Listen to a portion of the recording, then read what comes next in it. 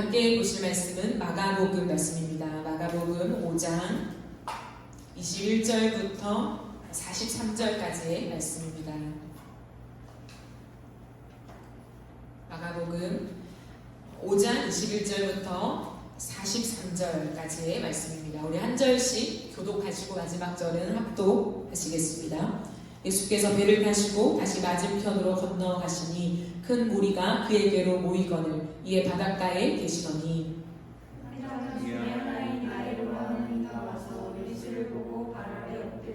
간곡히 구하여 이르되 내 어린 딸이 죽게 되었사오니 오셔서 그 위에 손을 얹으사 그로 구원을 받아 살게 하소서 하거늘 이에 그와 함께 가실새 큰 무리가 따라가며 에워싸 밀더라. 12해를 혈루증으로 알아온 한 여자가 있어 나는 의사에게 많은 괴로움을 받았고 가진 것도 다 허비하였을 때 아무 효용이 없고 도리어 더 중하여졌던 자에 예수의 소문을 듣고 무리 가운데에 끼어 뒤로 와서 그의 옷에 손을 대니 이는 내가 그의 옷에만 손을 대어도 구원을 받으리라 생각함이더라. 이에 그의 혈루 근원이 곧 마름에 병이 나은 줄을 몸에 깨달으니라.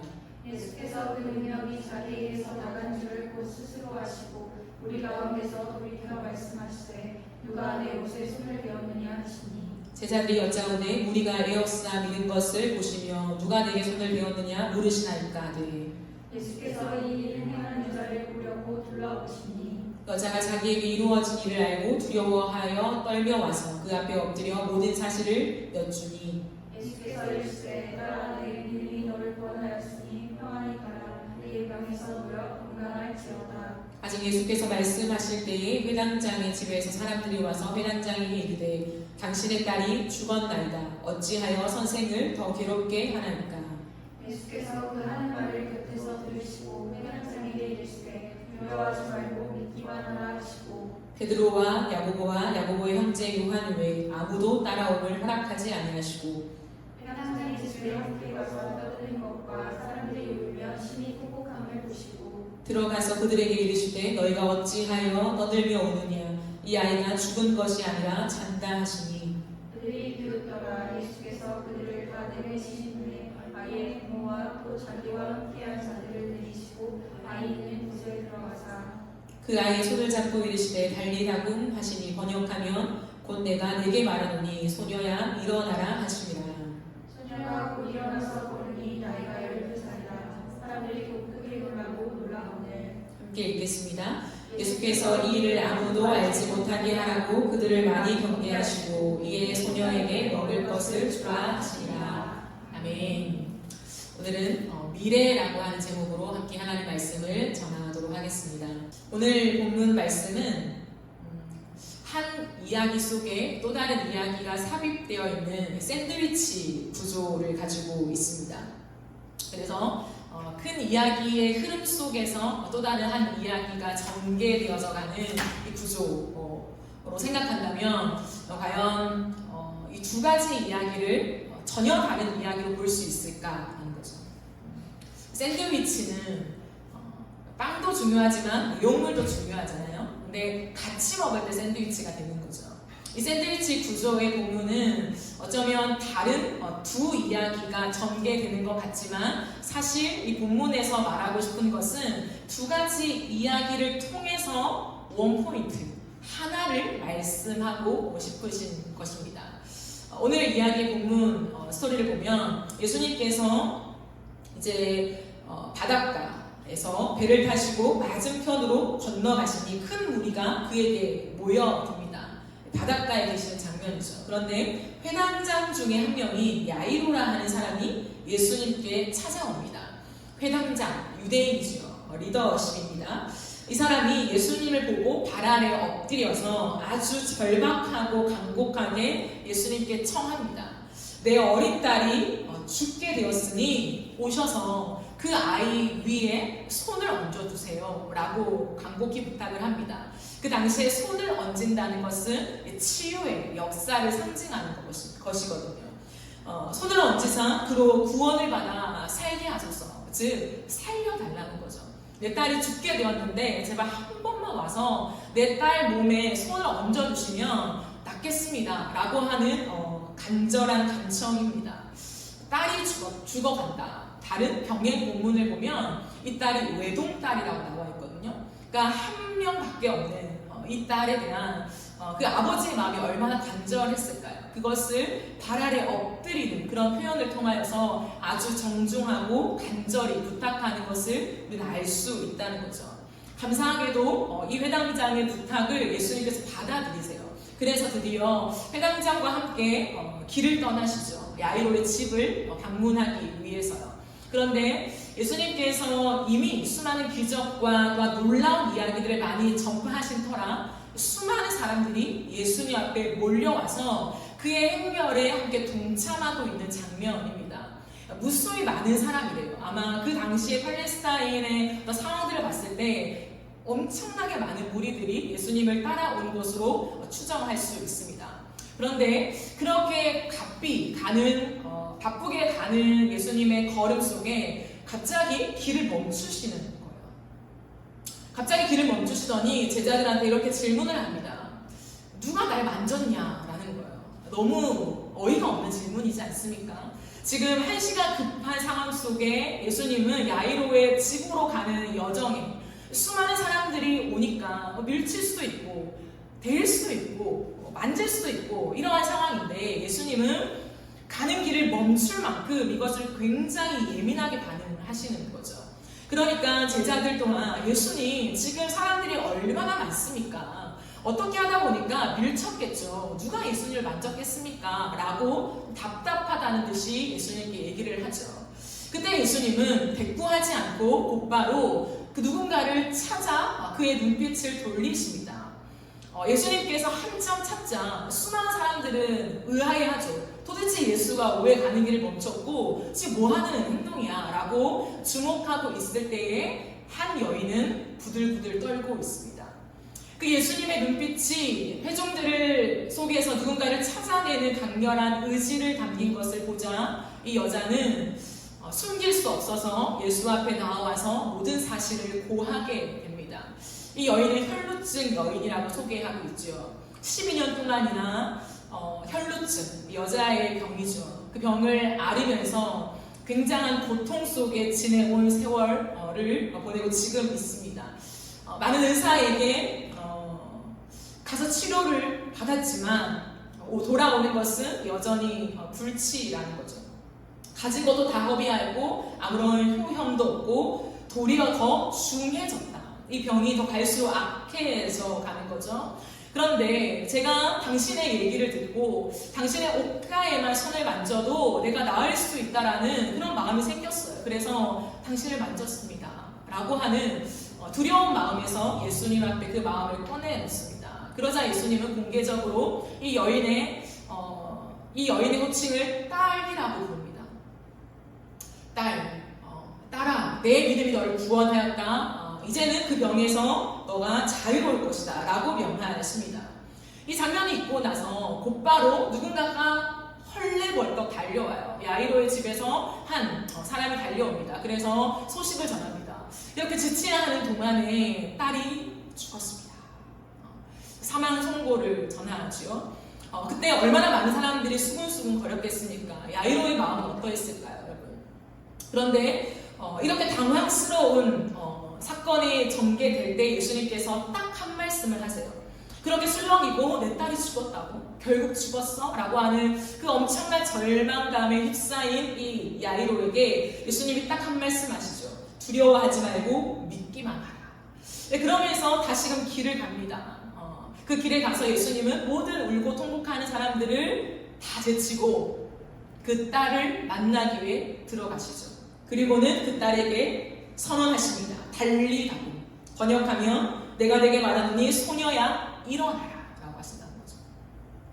그러니까 소녀가 일어나서 걸으니까 그의 나이가 12살이다 라고 합니다.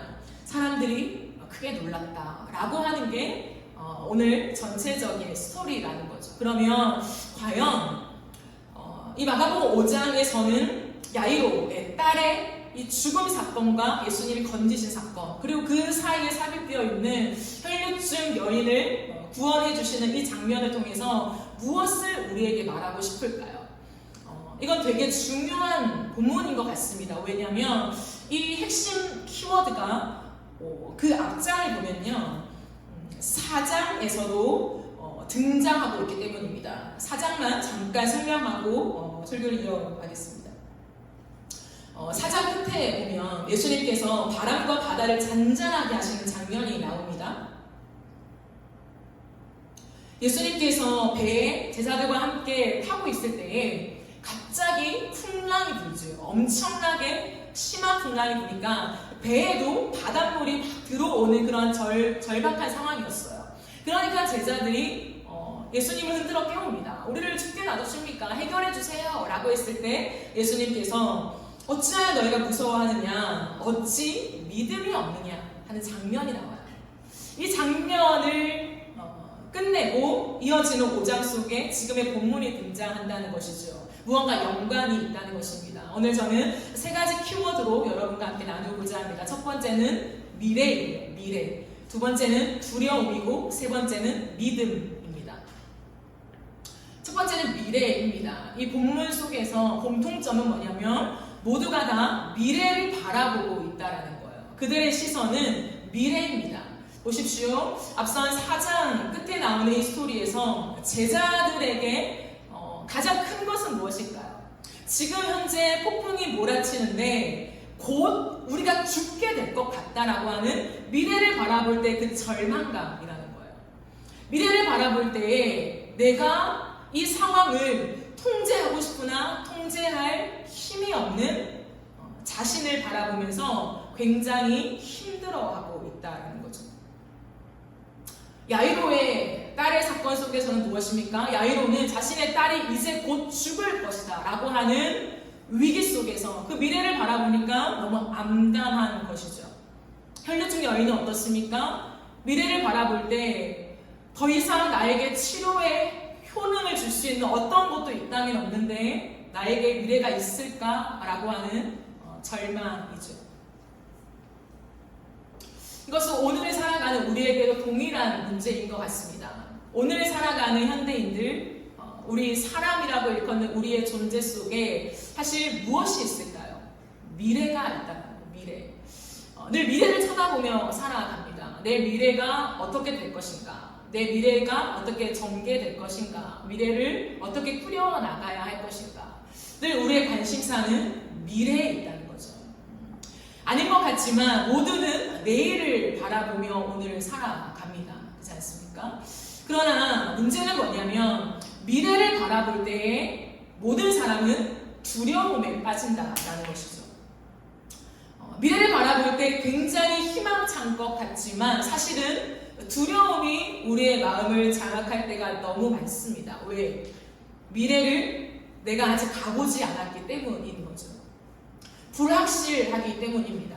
그렇기 때문에 우리는 미래를 생각할 때 두려움이 있습니다. 그러나 수많은 사람들은 이 두려움을 잠재우기 위해서 미래를 통제할 힘을 갖기를 원하는 거죠.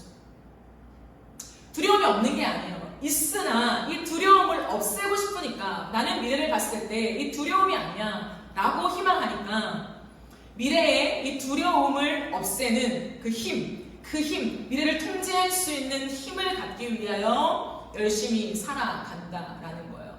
그 힘은 무엇입니까? 누군가에게는 건강이 될 수도 있고, 누군가의 돈이 될 수도 있고, 누군가에게는 관계가 될 수도 있겠죠. 그러나 우리의 마음은 쉽사리 이 두려움에서 헤어나오지 못하는 게 우리의 실정이라는 것을 인정해야 합니다. 오늘 바닷가에서 예수님과 제자들의 대화 속에서도 이들은 미래를 바라보면서 통제하지 못하는 미래 속에서 굉장한 두려움에 휩싸여 있는 것을 발견하게 됩니다. 혈류증 여인의 심정 속에서도 우리가 가만히 이 여인의 인생을 들여다보면 12년 동안 여자가 이 혈루, 이 여성병에 걸려서 살아가야 되는데 끝이 없는 그 길을 걷는다. 나을 희망이 안 보인다 라고 했을 때 얼마나 두렵겠습니까? 이 당시에는 혈류병에 걸렸다라고 하는 것은 부정한 여인으로 취급되거든요. 그러므로 누군가와 함께 섞여 살아가는 것 또한 굉장히 두려운 일이었어요. 그리고 이 여인은 지금 수많은 사람들이 모여있는 행렬 속에 동참하고 있지만 누군가가 이 여인이 혈류증 여인이라고 밝혀지기만 한다면 큰일 나는 상황에 놓여 있다라는 거예요. 그러므로 예수님의 발길이 멈췄다는 것은 이 여인의 마음속에 엄청난 두려움이 된 거예요. 혹시나 내가 혈류증 여인이라는 것을 예수님이 알면 어떡하지? 공개가 되면 어떡하지? 그럼 나는 어떻게 되는 거야? 라고 하는 수없이 많은 두려움, 나의 병이 들킬까봐 두려운 그 두려움으로 오늘을 살아간다라는 것입니다. 야이로도 마찬가지죠. 한 걸음 한 걸음 걸어가는 모든 삶이 두려움에 휩싸여 있는 삶이라는 거예요. 그런데 오늘 이 본문 속에서 이들의 모든 두려운 그 미래, 그 두려운 미래를 예수님께서 구원으로 가져다 주신다는 거예요. 그 안에 키워드가 무엇이냐면 믿음이라는 거예요. 저는 오늘 이 믿음에 대해서 여러분과 이야기를 좀 나누고 싶습니다.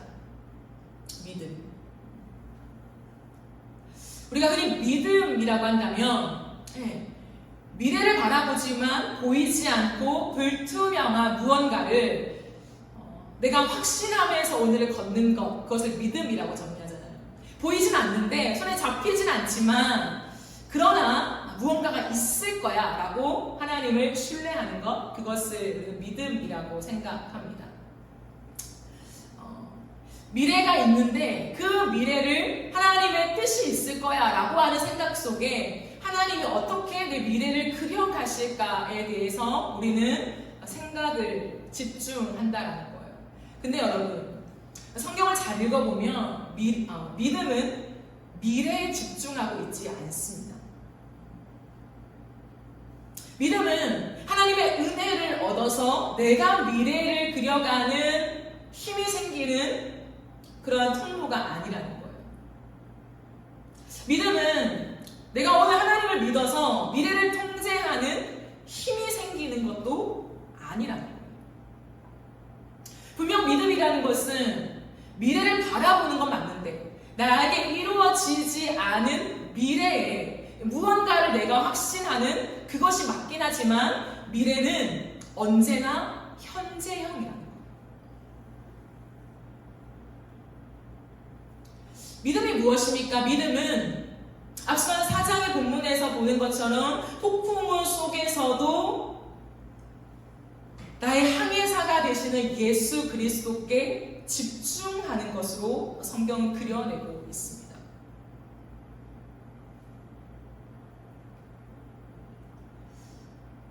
이 현재가 지속되면 곧 우리에게는 더 심한 폭풍우 속에 난파가 될 그런 위기가 있긴 하지만 우리에게는 언제나 그 미래적인 시간을 따라가는 것이 아니라 오늘 현재 예수 그리스도가 내 옆에 계신가? 이분이 무엇을 하기 원하신가에 집중하는 것을 믿음이라고 소개하고 있다는 거예요. 혈류증 여인과의 이 이야기 속에서도 믿음이라는 것은 수많은 방법을 찾아도 아무런 소용이 없는 상황 속에서 그저 예수께 닿기 위하여 손을 뻗는 지금의 행동을 믿음이라고 하고 있다는 거예요.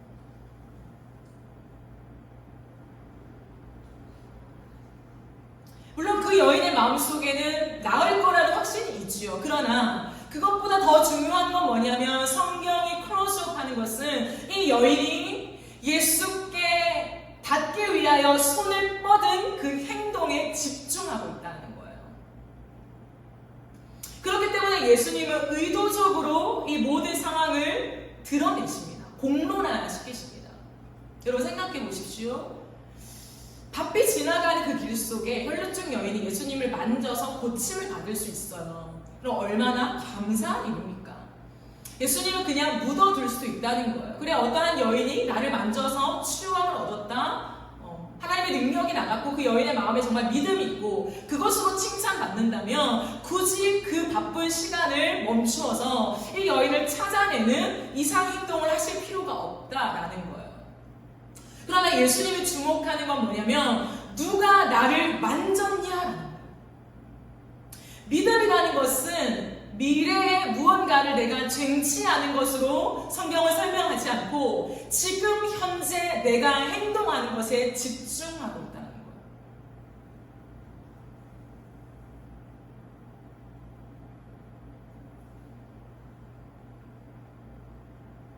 나을 것이기 때문에 만졌다, 그것이 아니라 결론적으로는 그 여인의 마음에 믿음이 있지요.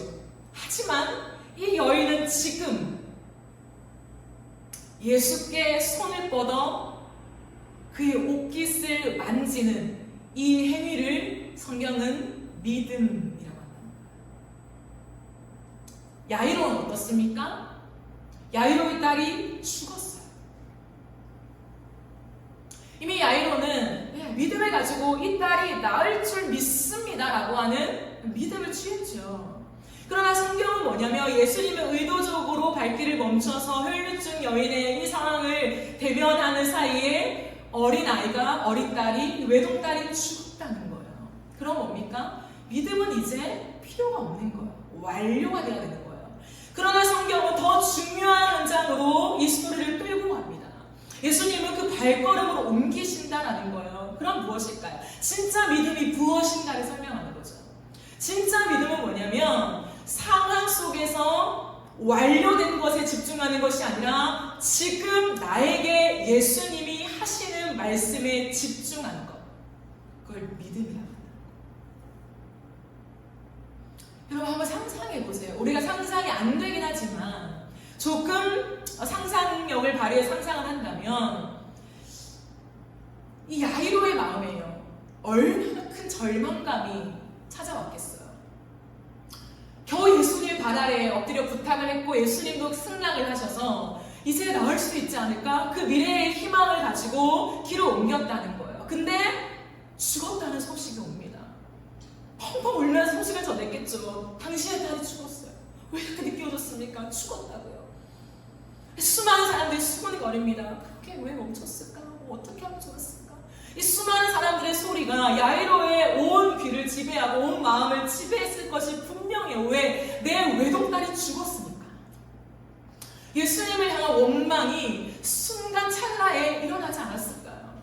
예수님의 탓은 아니겠지만 그래도 예수님의 탓을 하고 싶은 부모의 심정이에요. 왜 멈췄습니까, 예수님? 그러나 그때에 예수님은 야이로에게 한마디 하셨잖아요. 두려워하지 말고 믿기만 하라. 그때 야이로는 한 것이 무엇입니까? 걸음을 뗀 거예요.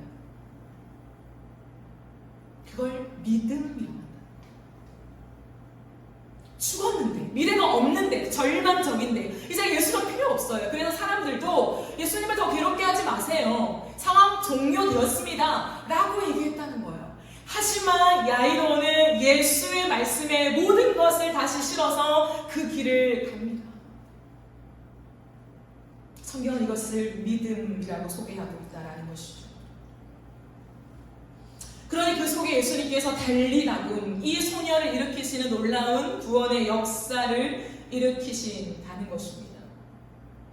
무엇을 말하는 것일까요? 우리는 믿음이라고 할 때 믿음, 그래 미래 하나님이 내 인생을 끌고 가실 거야. 나는 하나님을 신뢰해. 하나님이 나 인생의 길을 되실 거야 라고 내 마음에 확신하는 것, 내 마음에 굳은 결심을 하는 것을 믿음이라고만 생각해요. 그렇기 때문에 우리는 언제나 기도할 때나 또 하나님 앞에 믿음을 드린다고 할 때 보이지 않는 미래를 상상하죠. 하나님, 내 인생에 당신이 그려가실 미래가 무엇입니까? 내가 그려가지 않을게요. 하나님이 그려가실 미래를 기대합니다. 하나님 뭡니까? 나에게 알려주세요. 우리는 거기에 모든 것을 집중한다는 거예요. 하지만 성경은 그게 틀리고 잘못된 길이라고 말하는 것이 아니라 진짜 믿음, 주님이 칭찬하시는 믿음이 뭔 줄 아냐? 그것은 미래에 잘 될 것을, 구원받을 것을 상상하면서 오늘 나의 마음을 다독거려 가는 것이 아니라 지금 나에게 말씀하시는 하나님의 음성에 모든 것을 걸으며 오늘 하루의 발걸음을 떼는 것, 그것을 믿음이라고 정합니다.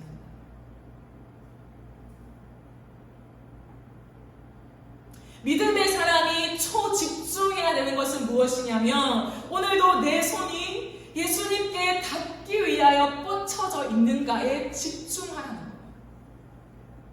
그럼 이 차이를 우리는 곰곰이 이해하며 붙잡아야 합니다.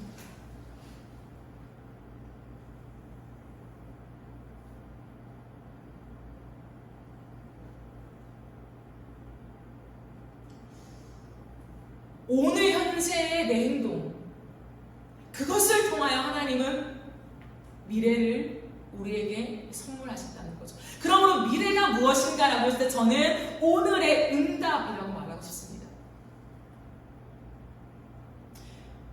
미래는 내가 열심히 그려가는 거, 하나님과 함께 하나님 내 손을 잡고 그려가 주세요가 아니라 오늘 나에게 말씀하시는 하나님의 말씀을 따라 순종해 걸어갈 때 그 순종에 대한 응답으로 주시는 것이 나의 미래라는 거예요. 그러므로 진짜 믿음이 있는 사람은 막연한 내일을 생각하며 집중하는 것이 아니라 오늘, 이 오늘을 내가 누구에게 닿으며 누구의 말에 귀를 기울이며 누구 때문에 내 발을 옮길 것인가에 집중한다라는 것이죠. 하나님은 언제나 성경을 보면요, 하나님이 창조주이시죠. 하나님은 모든 것을 다 계획하시죠. 세상 처음부터 세상 끝날까지 이미 모든 것을 완벽하게 다 계획하고 계십니다. 하나님은 지금 계획을 수정하시지 않아요. 우리의 태도를 보면서 하나님은 다시금 교정하는 일은 없습니다. 하나님의 계획은 언제나 완벽하며 완전하며 하나님의 계획은 처음 하신 것을 끝까지 지키는 신실한 계획이라는 것이죠. 그러나 그건 성경이 크게 하나님의 주권에서 우리에게 외치는 하나님에 대한 소개이고요.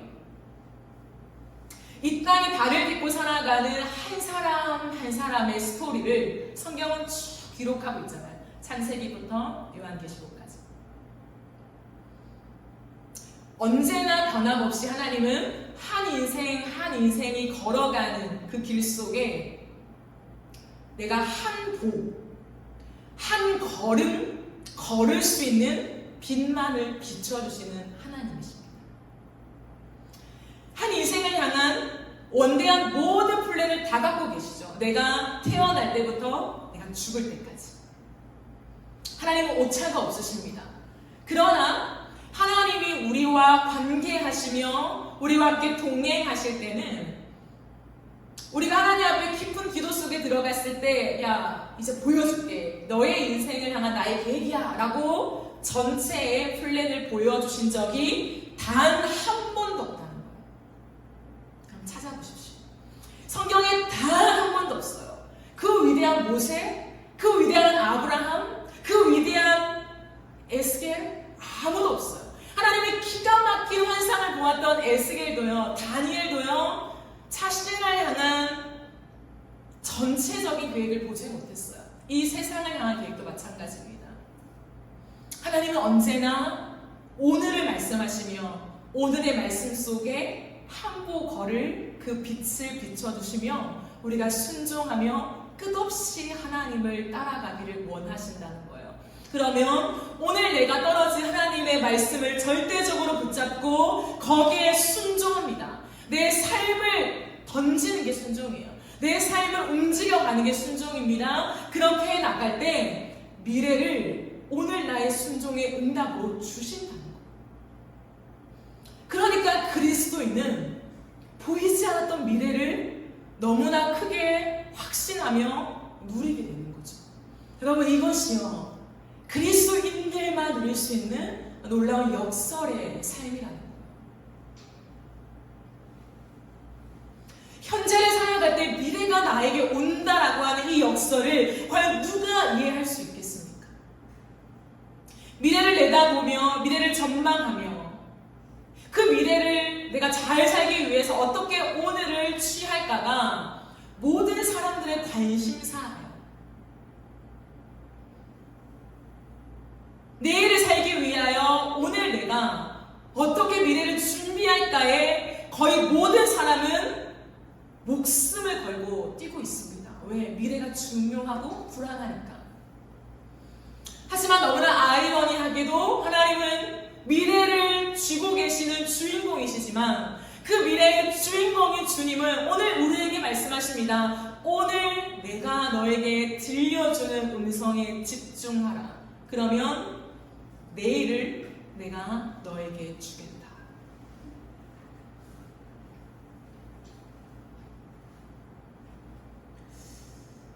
주님께서 우리에게 늘 확인하는 것은 오늘이라는 거예요. 오늘.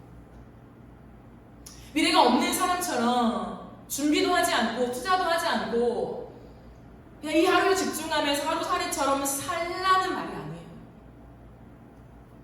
언제나 주님은 우리 마음의 중심을 보시죠.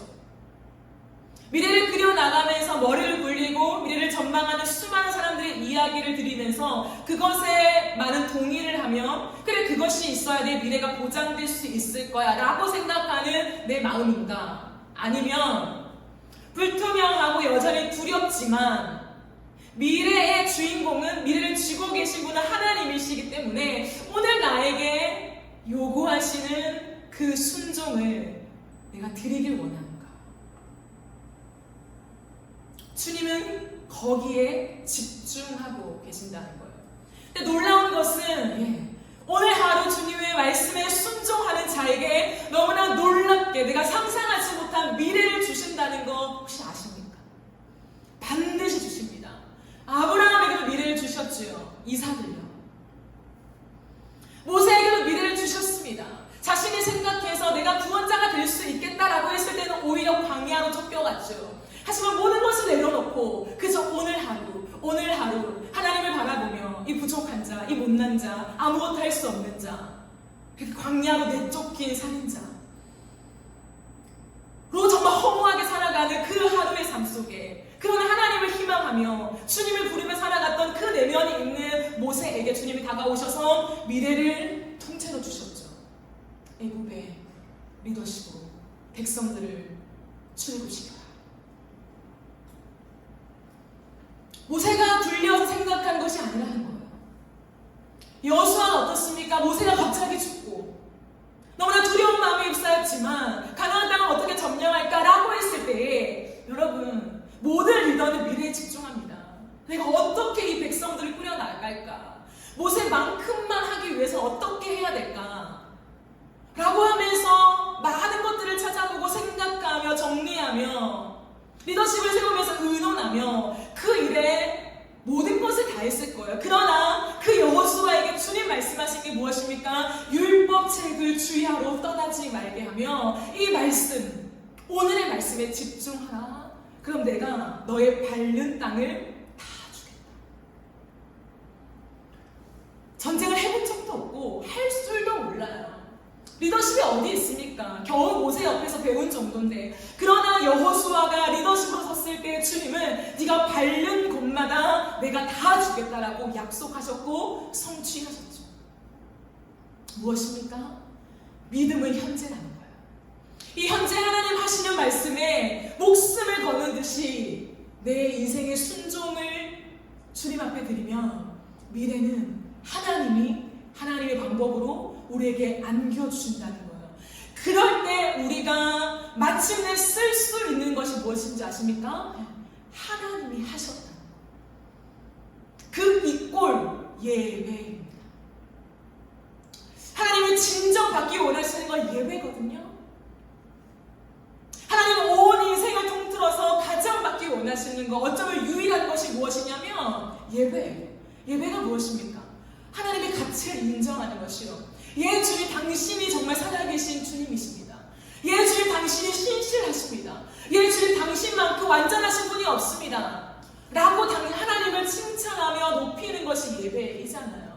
그러므로 하나님은 그 예배가 우리의 입술로만이 아니라 우리의 전 인생을 통하여서 올려져 가기를 기대하시면서 오늘의 믿음을 순종으로 요구하신다는 거예요. 그러나 오늘날 우리의 상황과 우리의 현실은 어떻습니까? 믿음에 대한 바른 이해를 가지고 살아가는 것이 맞습니까? 믿음이 있다라고 했을 때 여러분 어떤 생각이 드십니까? 믿음이 있으면 오늘 하루를 대충 살죠. 어차피 하나님이 하실 거고 하나님이 길을 여실 건데 그렇지 않아요.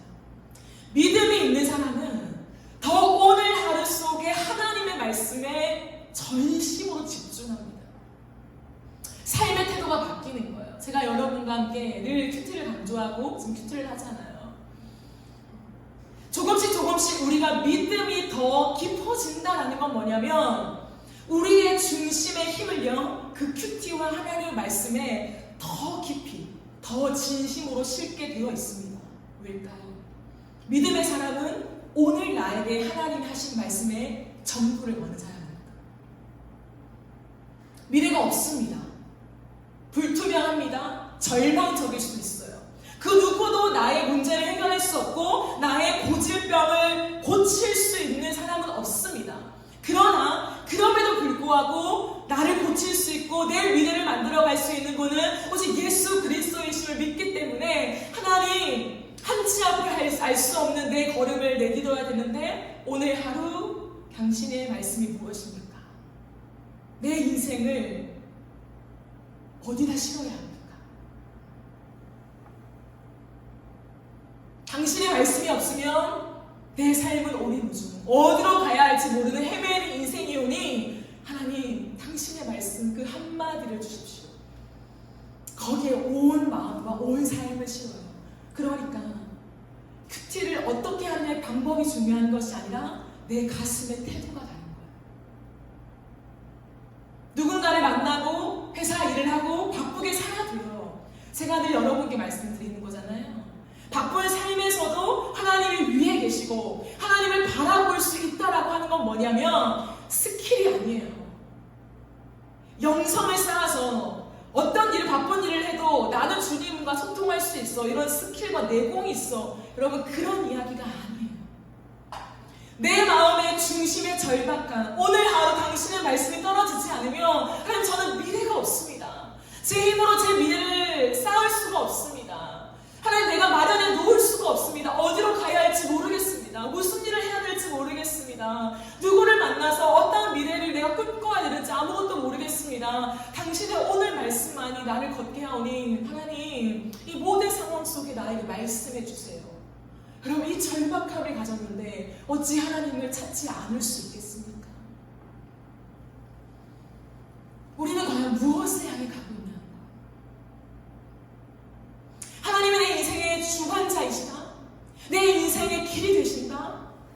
하나님이 내 인생의 모든 것이 되신다 고백하는데 과연 그 고백은 무엇을 전제로 하고 있는 고백이냐? 미래가 하나님께 있다는 그 고백이 무엇을 전제하고 있으며 그 말대로 살아가는 것이 무엇을 말하는 것인지를 우리는 정리하고 있어야 해요. 믿음은 절대 막연한 것이 아닙니다. 믿음은 절대 뜬구름 잡는 것이 아닙니다. 믿음은 너무나도 현실적인 것입니다. 그러므로 제가 늘 말하잖아요. 오늘 하루 하나님의 음성을 들어야 합니다. 이것은 은사주의, 신비주의자들 그런 뉘앙스가 아니에요. 하나님은 말씀하시길 기뻐하십니다. 하나님은 구약시대 때나 신약시대 때나 언제나 하나님의 사람들한테 말씀하셨어요. 내가 알아들을 수 있고 때로는 이런 성경 말씀을 읽을 때 아니면 내가 암송한 구절 속에 아니면 누군가의 말이 하나님의 음성처럼 들려질 때가 있어요. 아니면 그냥 눈을 감고 하나님이라고 불렀을 때 하나님이 마치 나에게 진짜 말씀하시는 것처럼 그렇게 하나님의 감동이 전해질 때가 있다는 거예요. 그것을 훈련하며 거기에 목숨을 걸고 살아갈 때요, 그게 믿음의 삶이 되는 거고 그 믿음의 삶을 살아가는 자에게 미래가 무엇으로 온다고요? 응답으로 오게 된다고요. 불확실한 미래를 살아가면서 수많은 청년들이 방황합니다. 미래를 내가 더 이상 꿈꿀 수 없고 세상이 말하는 그 평균치를 할 수 없는 그런 절망적인 구조를 우리가 지나오면서 수많은 사람들은 포기. 그 포기 속에 무엇이 있나요? 적당히 살아가는 것이죠. 그 적당히에는 누군가는 이 아까운 너무나 소중한 생명조차 고민하는 사람들이 있다는 거예요. 너무나 안타깝죠. 너무나. 미래는 그런 것이 아니에요. 수많은 사람들이 말하는 그 평균치, 말하는 그 구조의 값에 나의 인생을 대입해 보면서 이건 답이 안 나오네. 마이너스. 나는 어디에도 내세울 것이 없는 그런 스펙이네. 마이너스. 내가 모르겠다. 그냥 오늘을 살자. 아니면 더 이상 살 이유가 없어. 그럼 그게 아니라는 거예요. 우리의 미래는 오늘 나에게 말씀하시는 그 음성에 있는 것입니다. 우리의 미래는 내가 쌓아가는 것에 있지 않아요. 세상 사람들의 평가에 있지 않습니다. 세상의 구조에 있지 않습니다. 나의 질병에 있지 않아요. 나의 재정 상태에 있지 않다고요. 오늘 하나님의 말씀이 떨어지고 있다면 미래가 있는 것입니다. 그러니 말씀을 읽어야죠. 여러분 이렇게 살아가실 수 있겠습니까?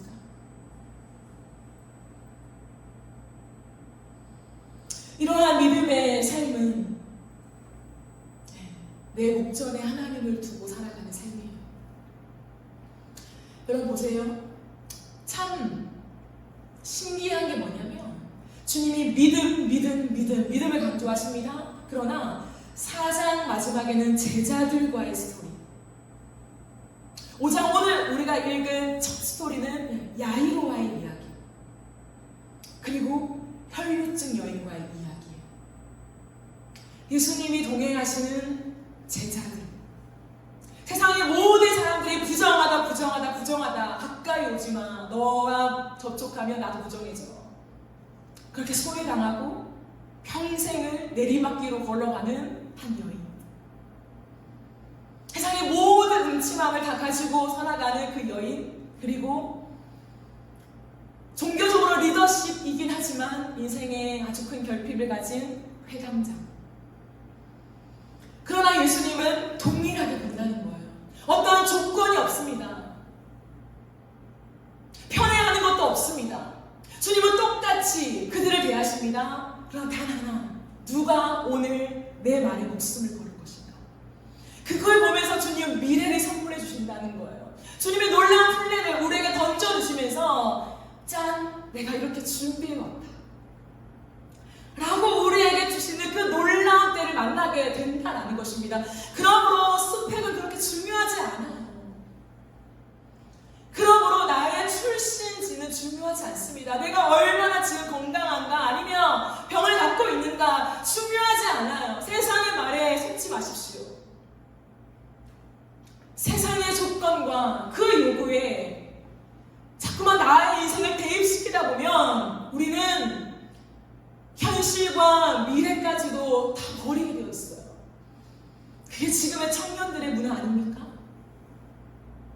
믿음을 가져야 합니다. 성경이 말하는 믿음의 현재형입니다. 하나님의 말씀이 있다. 당신이 사랑하는 자에게 주님은 차별하지 아니하시고 모두에게 주의 말씀이 떨어질 수 있는 그 은혜의 영광을 주셨다는 거예요. 그러나 그 믿음은 누가 취할 것인가? 예수의 이름을 믿는 자. 정말 그 예수의 이름 앞에 소망이 있음을 믿고 나아오는 그 사람들에게 주님은 반드시 하나님의 말씀을 주십니다. 초신자여도 주세요. 교회를 처음 와도 주십니다. 10년, 20년, 30년을 다녀도 오늘 또 하나님의 새로운 말씀을 주십니다. 하나님은 말씀하시는 하나님이라는 거예요. 그리고 그 말씀에만 능력이 있습니다. 여러분 이것을 믿으셔야 돼요. 미래에 집중하면 두려움에 사로잡히지만 믿음을 가지면 예수님이 나의 미래가 되신다는 거예요. 여러분 너무나 희망적이지 않아요? 너무나도. 이 인생을 걸어가면서 또다시 스펙과 조건과 요구에 맞추어서 뒤처지는 수많은 청년들에게 여러분의 인생을 믿음의 보증 삼아 알려줘야죠. 나도 그렇게 씨름했다. 나도 이 세상의 구조 속에 끝없이 머리를 싸매며 어떻게 살아가야 될까? 어떻게 하면 이길 수 있을까? 어떻게 하면 돈을 벌 수 있을까? 궁리하며 때로는 사람을 모으고 투자도 해보고 많은 것을 해보았다. 그러나 또다시 두렵더라. 많은 것을 쌓아도 또 두려움이 내 마음을 휘감더라. 그런데 그 모든 미래가 하나님 손에 있음을 믿고 오늘 나에게 말씀하시는 예수 그리스도의 음성에 집중하며 내가 순종했더니 내가 상상치 못할 미래를 하나님이 나에게 주셨어.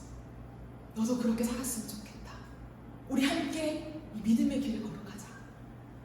그러면 그렇게 말할 수 있는 사람이 나와야 되지 않겠습니까? 그래야 믿음으로 살 수 있다. 많은 청년들이. 사랑하는 여러분, 유튜브만 봐도, 학자들의 지금의 속견들만 봐도 키워드가 미래예요. 미래. 당연하겠죠. 코로나 시기를 지나면서 끝없이 경제적인 이 상황과 세계 전체적인 상황을 보면서 미래를 전망하는 전문가들의 의견이 쏟아집니다. 각 영역마다 전문가들의 미래를 예견하는 것이 쏟아져요. 그리스도인들 또한 그 전문가들의 의견을 거의 절대적으로 받아들면서 내 미래를 자꾸 바라봐요. 그러니 예수를 바라보는 눈을 다 놓친 거죠. 예수께 집중하지 않습니다. 주목하지 않습니다. 그러니 우리에게 오는 것이 무엇인지 아십니까? 항상 제자리거든요. 항상. 믿음의 진보가 없습니다. 왜요? 두렵기 때문이라고요.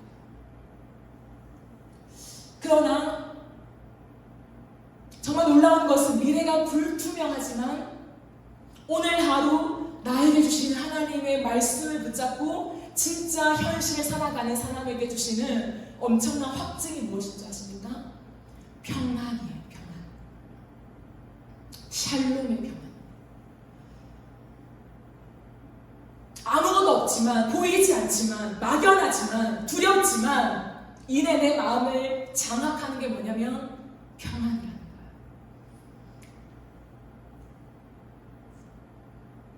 반대잖아요. 세상 사람들은 평안하죠. 돈을 가지면, 관계를 가지면, 내 인생 속에 많은 걸 쌓아 올리면 평안하죠. 내 너무나 수수께끼처럼 갑자기 다 사라져요. 평안이. 그리고 두려움이 우리의 마음을 장악하죠. 이게 하늘의 원리예요. 잘 되는 것 같지만 결국에 미래적인 그 끝에는 두려움과 염려와 걱정과 어려움이 우리의 삶을 지배하는 것. 그러나 믿음의 행보는 언제나 주님이 우리에게 평안을 주신다는 것입니다. 평안을. 그러니까 수많은 고난을 통과하는 사람들, 내일을 알 수 없는 수많은 병에 걸려 사토하는 사람들이 쓴 찬송가를 보십시오. 그 안에는 언제나 평안이 있습니다. 마치 작사, 작곡가를 내가 만난다면 그 얼굴에는 평안이, 희락이, 안정감이 언제나 그들의 얼굴을 비추고 있을 거라고 저는 확신해요. 이게 믿음입니다. 저는 믿음으로 살고 싶습니다. 믿음으로 교회를 하나님 앞에서 한 걸음 한 걸음 내딛어 가고 싶습니다. 왜? 믿음만이 살 길이니까.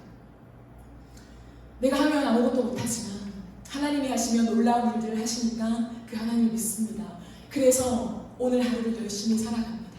부족하지만 열심히 살아가되 모든 시간, 내가 깨어있는 모든 시간 속에 하나님 나에게 말씀해 주세요. 내가 이러한 수업을 듣고 이러한 사람들을 만나고 이러한 모임에 가고 또 혼자 이러한 책을 읽고 하나님 혼자 찬양을 들으며 혼자 주님 앞에 머물러 있는 모든 시간 하나님 나에게 한 말씀만 해주세요. 이 모든 것을 종합하여서 나에게 한 말씀만 해주시면 하나님 됩니다. 그게 저의 지금까지 고백이었고 그 한 말씀에 내 삶을 다 실어서 또 한 걸음 내딛었고 또 불투명한 미래 속에 하나님 앞에 기도하며 한 말씀을 구할 때 어디선가 하나님의 한 말씀이 떨어져요. 성령아. 그러면 그 한 말씀에 또 나의 모든 삶을 싣습니다. 그렇게 가다가 부족하지만 여기까지 온 거죠. 말씀을 정리하겠습니다. 오늘 주님은 단순히 한 여인의 불치병을 낫게 하신 기적, 단순히 절박해서 가고 있는 여정 속에 죽어버린 이 딸마저 건지신 놀라운 미라클, 놀라운 기적의 역사를 일으키신 예수 그리스도께 집중하고 있는 것이 아니에요. 마음속에, 이 땅을 살아가는 모든 사람의 마음속에 언제나 장악하고 있는 두려움, 그 미래적인 두려움에 사로잡힌 우리의 인생을 보여주고 있는 것입니다. 그리고 그 인생에 누가 미래를 주는가? 예수 그리스도. 어떻게 주는가? 오늘의 믿음을 드리는 것. 그것은 지금 나에게 하신 하나님의 말씀에 나의 모든 삶을 싣는 사람. 그래서 그 말씀에 오늘 나의 모든 것을 실어서 움직여가는 사람. 그 사람에게 하나님이 미래를 주신다. 그래서 하나님이 하셨다라고 하는 모든 예배를 받으신다. 그 결론을 우리에게 안겨주고 있는 것입니다. 사랑하는 여러분, 오늘 이 밤에 하나님 앞에 기도하세요. 하나님, 한 말씀만 주십시오. 그리고 그 말씀이 들려지잖아요. 모든 것을 거세요. 딜하지 마세요. 계산하지 마세요. 그때는 우리에게 필요한 건 딱 한 가지예요. 순종이에요. 또 계산하고 내가 생각하고 내가 두려움 속에 사람들이 어떻게 생각할까? 내가 어떠한 영향을 줄까? 이 여인의 상황 속에서 이 여인은 거기에 집중한 것이 아니라 순종에 집중했잖아요. 그러므로 오늘 하나님의 말씀이 떨어지면 거기에 순종하는 거예요. 그런 사람에게 미래가 열립니다. 반드시. 그 은혜가 저와 여러분의 삶 속에 있기를 간절히 바라고 소망합니다. 우리 이 시간 함께 찬양하겠습니다.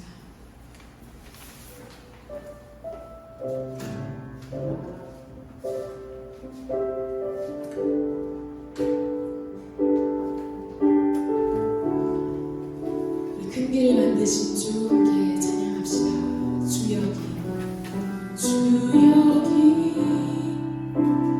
은혜 가시네 나 곁에 주 곁에 주 여기 역사하시네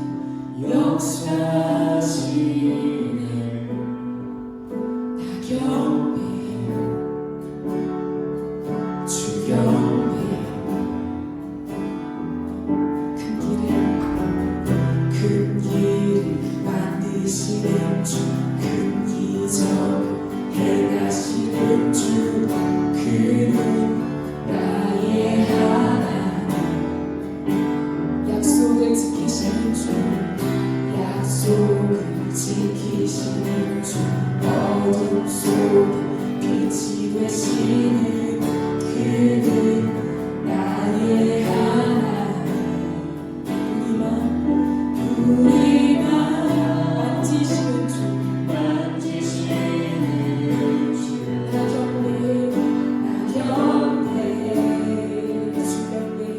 주 곁에 우리만 치유하시네